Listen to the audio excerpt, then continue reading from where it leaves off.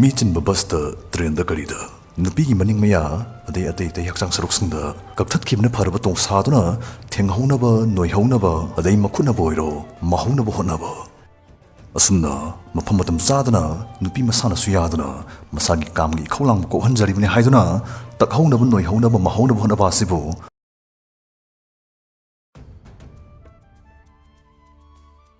ꯑꯩꯈꯣꯏꯅ ꯀꯩꯅꯣꯝꯗ ꯑꯄꯥꯝꯕ ꯄꯣꯛꯄꯒꯤ ꯃꯑꯣꯡꯁꯤ ꯃꯁꯤ ꯃꯤ ꯈꯨꯗꯤꯡꯃꯛ ꯂꯣꯏꯅ ꯆꯞ ꯃꯥꯟꯅꯕ ꯅꯠꯇꯦ ꯙꯔꯃ ꯂꯥꯏꯅꯤꯡ ꯂꯥꯏꯁꯣꯜ ꯈꯦꯠꯅꯕꯒꯤ ꯃꯇꯨꯡ ꯏꯟꯅ ꯑꯩꯈꯣꯏꯅ ꯑꯄꯥꯝꯕꯁꯤ ꯄꯣꯛꯄꯒꯤ ꯃꯑꯣꯡ ꯑꯁꯤꯁꯨ ꯈꯔ ꯃꯈꯩꯗꯤ ꯈꯦꯠꯅꯩ ꯍꯣꯏ ꯆꯥꯎꯌꯦꯡ ꯌꯦꯡꯉꯒꯕꯨꯗꯤ ꯈꯦꯠꯅꯗꯦ ꯆꯞ ꯃꯥꯟꯅꯩ ꯍꯥꯏꯕ ꯑꯗꯨꯝ ꯌꯥꯏ ꯆꯨꯡ ꯐꯤꯔꯥꯟ ꯆꯥꯕ ꯃꯥꯏꯗ ꯄꯥꯜꯂꯤꯕ ꯄꯥꯔꯠꯁꯤꯡꯒꯤ ꯑꯈꯨ ꯑꯔꯥꯛ ꯑꯔꯥꯎꯕ ꯑꯃꯒ ꯆꯥꯡꯗ ꯆꯞ ꯆꯥꯅꯕ ꯁꯤꯒꯨꯝꯕꯁꯤꯕꯨ ꯑꯩꯈꯣꯏꯅ ꯃꯁꯛ ꯐꯖꯕꯅꯤ ꯍꯥꯏꯅ ꯂꯧꯅꯩ ꯑꯗꯨꯒ ꯃꯁꯛ ꯃꯇꯧ ꯐꯖꯕ ꯕꯣꯌꯣꯁꯨꯝꯕꯁꯤꯡꯁꯤꯗꯤ ꯃꯤꯄꯨꯝ ꯈꯨꯗꯤꯡꯒꯤ ꯃꯤꯇꯥꯐꯝ ꯉꯥꯎꯅꯐꯝ ꯑꯗꯨꯝ ꯑꯣꯏꯅꯩ ꯂꯦꯡ ꯀꯐꯜꯂꯗꯅ ꯅꯨꯡꯁꯥ ꯁꯥꯕꯥꯟ ꯇꯥꯕ ꯅꯤꯄꯥ ꯅꯨꯄꯤꯁꯤꯡꯅ ꯉꯥꯎꯅꯩ ꯅꯤꯡ ꯄꯥꯛꯂꯞ ꯕ꯭ꯔꯦꯁ ꯕꯧꯕꯤ ꯅꯨꯄꯤ ꯃꯍꯧꯁꯥꯅ ꯅꯨꯄꯥꯁꯤꯡꯅ ꯉꯥꯎꯅꯩ ꯁꯤꯗ ꯏꯀꯥꯏꯅꯤꯡꯉꯥꯏ ꯀꯩꯁꯨ ꯂꯩꯇꯦ ꯑꯁꯦꯡꯕ ꯋꯥꯗꯨꯅꯤ ꯁꯤꯒꯨꯝꯕ ꯑꯁꯤ ꯃꯍꯧꯁꯥ ꯑꯣꯏꯕ ꯊꯧꯑꯣꯡꯅꯤ ꯌꯨꯅꯤꯚꯔꯁꯦꯜ ꯑꯣꯏꯕ ꯀꯣꯗ ꯑꯃꯅ ꯆꯂꯥꯏꯔꯛꯄꯗꯒꯤ ꯊꯣꯛꯄꯅꯤ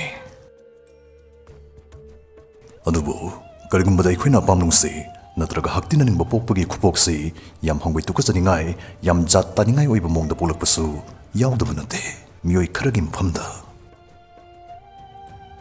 ꯉꯁꯤꯒꯤ ꯚꯤꯗꯤꯑꯣꯁꯤꯗ ꯁꯤꯒꯨꯝꯕ ꯂꯣꯡꯗꯥ ꯑꯣꯏꯕ ꯃꯑꯣꯡꯗ ꯑꯣꯟꯊꯣꯛꯄ ꯃꯑꯣꯡꯗ ꯅꯠꯇ꯭ꯔꯒ ꯑꯣꯟꯊꯣꯛꯄ ꯄꯣꯠꯁꯤꯡꯒ ꯍꯛꯇꯤꯅꯅꯤꯡꯕ ꯄꯣꯛꯄꯒꯤ ꯐꯥꯎꯕꯒꯤ ꯃꯦꯗꯤꯀꯦꯜ ꯅꯣꯂꯦꯖ ꯈꯔ ꯈꯪꯃꯤꯟꯅꯁꯤ ꯉꯁꯤꯒꯤ ꯇꯣꯄꯤꯛꯁꯤ ꯁꯦꯛꯁ ꯑꯦꯖꯨꯀꯦꯁꯟꯒꯤ ꯁꯔꯨꯛ ꯑꯃꯅꯤ ꯃꯁꯤꯗꯒꯤ ꯀꯥꯟꯅꯕꯈꯛ ꯂꯧꯁꯤꯟꯕꯤꯌꯨ ꯂꯧꯕꯤꯔꯁꯤ ꯉꯛꯅꯤꯡꯉꯥꯏ ꯑꯣꯏꯅ ꯅꯥꯇꯩ ꯆꯥꯗꯕ ꯄꯦꯔꯥꯐꯤꯂꯤꯌꯥꯁ ꯑꯣꯔ ꯁꯦꯛꯁꯨꯑꯦꯜ ꯑꯦꯇ꯭ꯔꯦꯛꯁꯟꯁ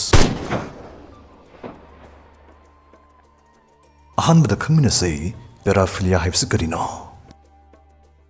ꯄꯦꯔꯥꯐꯤꯂꯤꯌꯥ ꯍꯥꯏꯕꯁꯤ ꯃꯁꯤ ꯐꯣꯕꯤꯌꯥꯒꯤ ꯑꯣꯟꯅ ꯇꯩꯅꯕꯅꯤ ꯃꯁꯤꯗꯤ ꯀꯤꯕ ꯍꯪꯒꯣꯏꯕꯒꯤ ꯃꯍꯨꯠꯇ ꯀꯔꯤꯒꯨꯝꯕ ꯄꯣꯠ ꯑꯃꯕꯨ ꯑꯣꯏꯔꯣ ꯅꯠꯇ꯭ꯔꯒ ꯃꯤ ꯑꯃꯗꯕꯨ ꯑꯣꯏꯔꯣ ꯌꯥꯝ ꯇꯣꯞ ꯇꯣꯞꯄ ꯅꯥꯞ ꯆꯥꯗꯕ ꯃꯑꯣꯡꯗ ꯍꯛꯇꯤꯅꯅꯤꯡꯕ ꯐꯥꯎꯖꯤꯟꯕꯕꯨ ꯈꯪꯅꯩ ꯄꯦꯔꯥꯐꯤꯂꯤꯌꯥꯁꯤ ꯃꯈꯜ ꯌꯥꯝ ꯂꯩꯈ꯭ꯔꯦ ꯑꯗꯨꯕꯨ ꯉꯁꯤꯒꯤ ꯚꯤꯗꯤꯑꯣꯁꯤꯗꯗꯤ ꯌꯥꯝ ꯀꯣꯃꯟ ꯑꯣꯏꯕ ꯈꯔ ꯈꯪꯃꯤꯟꯅꯁꯤ Number 1. Frotteurism.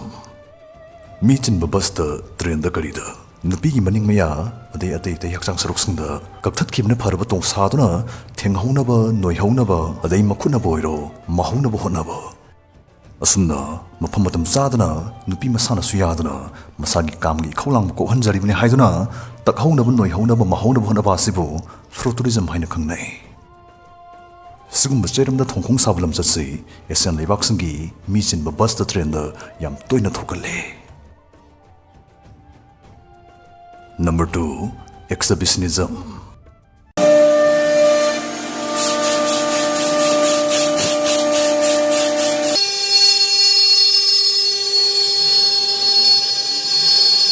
Touba thokpa makha pukri achawa manakta leiba god furniture mafamsdagi mapung fana mithumlaba luhung khungbagi furniture items upukangtho dining table dressing table lamsukandaba fazaba modular kitchen phalanga panana chanchinbi wall mounted wardrobes amade yumgi thongthonawna sing items sing suzari thangbigane god furniture ase jamkhona khuloraba professional sing kaptana suzaba furniture house ne kainya amadagi hen masana na sui items sing si pambiragade screen da hapsari number state hojuma pau phobiro god furniture gi Facebook page link so description dagi fambigane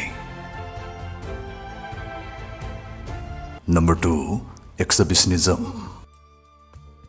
Sina mukamdogida mi ama natraga mi mayam amagi mamangda siki chingdraba magi genitals to usillaga ma philok thoktuna usillaga sexual pleasure phangjaba napchadaba thawong sibu khangnai Exhibitionism siberani maramdi moina moigi fi thongda baksang saruktu utpadu khaktangda moina penjai uhalliba mi singda moina makhadaba nupa nupi gi thabak thorum sing jathaning bagi apambu utte jathade sogi mini moide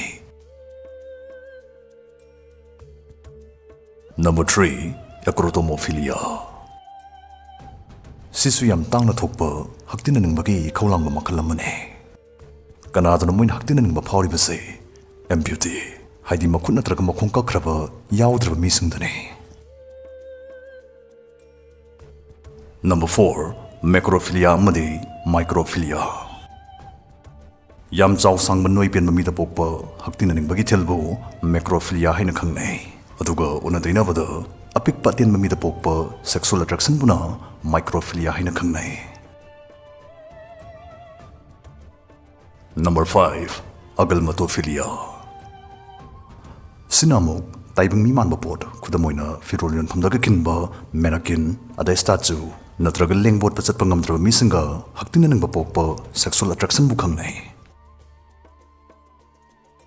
Number 6. Celebrophilia. Miyamna Sakang Maikang Raba celebrities in the Pokpa, sexual attraction bo, Celebrophilia Haina Kangne. Sigum Itil Popa Missing say, celebrities in Yum, Maning Mayada, Yam Lul Umdana Legally. Aho Arakti Loni Yangaga, Babki Dolan Sagat Nava. Number 7. Dendrophilia. Uwa natraga zobo pambising the natabli chachaning babo, Dendrophilia Haina Kangne.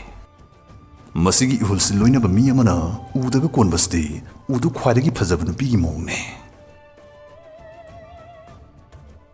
Number 8.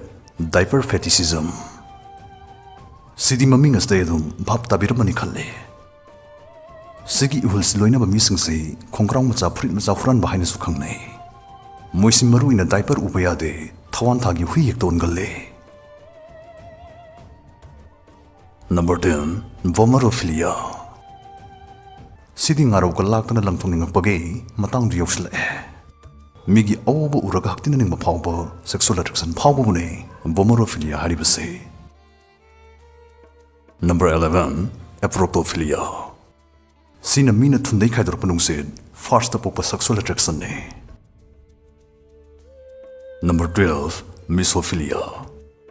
Sina Manam Tiba Fataudi, Apumasada Pauba Pokpa, sexual attraction.